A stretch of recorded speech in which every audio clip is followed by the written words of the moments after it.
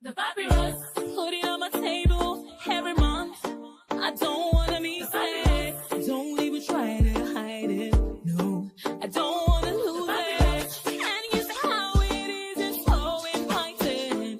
The papyrus, we're all so alive. The papyrus. Hello, welcome to the Papyrus TV News Update. First, the headline. Nalgon Emeritus Conference and Investiture of Trustees lights up Abuja. Alex Oti accused of crackdown on PDP in Abia State. FCT Minister revokes land approval over non-compliance. Senator Akobondo pushes for urgent rehabilitation of Umuahia, Ikot, Ekpene Road. IHRC warns against ethnic religious division in Nigeria. INEC proposes sweeping electoral reforms. NAPTIP rescues 10 human trafficking victims in Kenya. Now on the news in details. The Nalgon Emeritus National Conference and Investiture of its Board of Trustees held on November 10, 2024 at Nalgon Luxury Hotel Abuja has been hailed as a landmark event in advancement of local governance in Nigeria. The conference drew a distinguished array of dignitaries, including the Secretary to the Government of the Federation, Senator Joe Jacome, PhD, former Senate President Bukola Saraki, Senate Minority Leader Senator Patrick Abamoru, Senator Titus Zam, former Governor of Benue State, His Excellency Samuel Otom, Deputy Governor of Sokoto State Alhaji Idris Gobi, Right Honorable Aminu Sani Jaji, and several other members of the House of Representatives, traditional rulers, and members of the National Working Committee also added their voice to the dialogue, making the event a beacon of inspiration and collaboration. The conference provided a unique platform for meaningful discussions on innovation strategies for enhancing local governance in Nigeria. Participants engaged in networking and knowledge sharing with the aim of crafting sustainable solutions for local administration. Director General of Service, Right Honorable George Ali, expressed gratitude to all attendees for their commitments and contribution, noting that the event's success underscores the importance of unity in driving progress. He emphasized the roles of the newly inaugurated Board of Trustees in steering Nalgon's Emeritus towards achieving its mission. Meanwhile, the governor of Abia State, Alex Choma Oti, has been accused of targeting members of the opposition People's Democratic Party (PDP) within the state. Reports indicate that PDP members are being detained on charges of treason following the party's establishment of a shadow government. Barrister Henry Chilaka, the PDP Shadow Commissioner for Local Government and Community Development, was reportedly arrested in Aba on the governor's order. Source claims the arrest came after the governor petitioned the police, alleged that the shadow government's activities constitute treason. A PDP insider disclosed that the party has previously agreed to honor a police invitation scheduled for Friday, raising questions about the timing of the arrest. The state government has yet to respond to this allegation. Moving on, the Federal Capital Territory Administration (FCDA) has revoked the land allocation of Polosa Nigeria Limited construction company, citing non-compliance with the conditions of approval granted in February 2023. According to Lere Olayenka, Senior Special Assistant on Public Communications to FCT Minister, Polosa failed to fulfill key terms including the payment of fees amounting to over 57 million. The revoked plot located in Lifecam, Warimpa District, has been occupied by the company since 1984 under a temporary right of occupancy. Olayenka challenged individuals claiming ownership of the land to present official documents such as certificate of occupancy. He criticized social media activists for spreading misinformation and urged thorough investigation into such claims before publicizing them. In another development, Senator Austin Akobondo of Abia Central Senatorial District has called on the Federal Ministry of Works to expedite repairs on the Umuahia Ikotekpene Federal Road, which has been in despair for over 30 years. Raising a motion in the Senate on Wednesday, Akobondo emphasized the road's economic significance, connecting Abia and Akwa Ibom State, and saving traders and travelers from Cross River, Onitsha, and Lagos.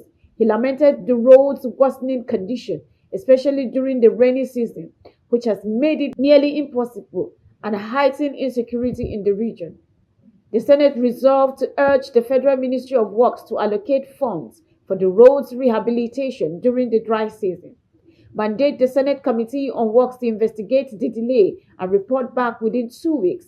The initiative underscores the Senate's commitment to addressing Nigerian infrastructure challenges.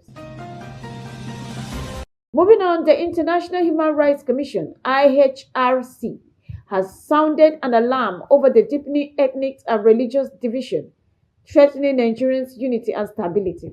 Speaking at a symposium termed Unity in Diversity, Embracing Freedom, Equity, and Dignity for All in Abuja, the IHRC head of diplomatic mission, Duru Hezekiah, highlighted the nation's immense potential, underpinned by its over 250 ethnic groups and 500 languages.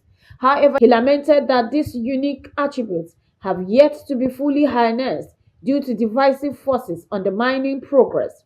He called for inclusive governance to unlock Nigerians' potentials, stressing that diversity should be a driver of prosperity rather than a source of conflict. Renowned Lagos scholar Professor Mike Ozokome echoes this concern, describing Nigerians' aspiration for unity in diversity as largely unfulfilled.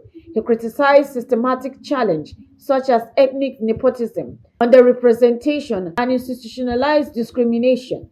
Ozokomo also addressed the continuous issue of VAT distribution, highlighting the inequities that fuel regional discontent while calling for reforms to ensure fairness. Adding to the discussion, Major Hamza Al-Mustafa painted a grim picture of Nigeria's current state, describing it as a failed state plagued by rampant corruption, dysfunctional institutions, and widespread poverty. He criticized the global human rights community for its silence on electoral irregularities and systematic decay, urging it to take a more vocal stance on Nigerian challenges. Also, the Independent National Electoral Commission, INEC, has unveiled an ambitious plan to reform Nigerian electoral system, drawing lessons from the 2023 general elections and subsequent off-cycle polls. Speaking at a meeting with resident electoral commissioner in Abuja, INEC chairman Professor Mahmood Yakubu outlined 142 recommendations aimed at modernizing electoral management and addressing long-standing challenges. Central to the proposed reform is the need for legal clarity on result transmission, particularly the roles of a manual and electronic method. Yakubu also revealed plans to replace permanent voters' card with computer-generated credentials to cut costs and comb voters' card buying schemes. He noted that those already in possession of PVC will still be able to use them, but further accreditation will rely on streamlined, cost-effective alternatives. The Commission is also advocating for early and diaspora voting to enable participation by citizens unable to vote at their polling units, including INEC staff, security personnel, and Nigerian abroad. Other reforms include unbundling INEC responsibility by creating an electoral offences tribunal and a separate agency to oversee political party registration and regulation. Additionally, INEC plans to intensify voters' education campaign to combat misinformation and boost participation by marginalized groups. Efforts to clean the voters' registration in collaboration with National Identity Management Commission are also in the pipeline, alongside initiatives to enhance partnership with transport unions to ensure timely deployment of electoral materials.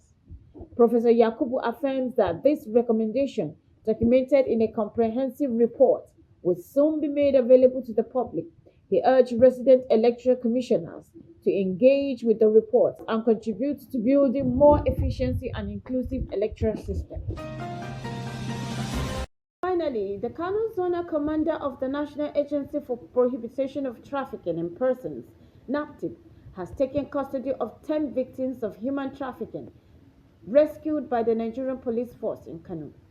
The Zonal Commander, Mr. Abdullahi Babale, disclosed this on Thursday while receiving the victims from the Kano State Police Command. According to Babale, the victims aged between 22 to 42 were rescued on December 7th during a police operation at Riyan Lemu quarters in Kano, led by CSP Bala Shuaibu. The victims, comprising 6 female and 4 males, were en route to Libya for labor exploitation. They hail from Delta, Edo, Osun, Ogun, and Lagos State. Babale commended the Kano State Commissioner of Police, Mr. Salma Dogo Garba, for his collaboration in ensuring the victims' rescue. He assured that the victims will undergo counseling and rehabilitation before being reunited with their families. He also urged parents to remain vigilant and protect their children from being lured into exploitative situations under the guise of seeking better opportunities abroad. Commissioner Dogo Garba has also called on the public to report any suspicious activities related to human trafficking in their communities, emphasizing the importance of collective effort to combat the menace. This has been the Papyrus TV Africa. The papyrus.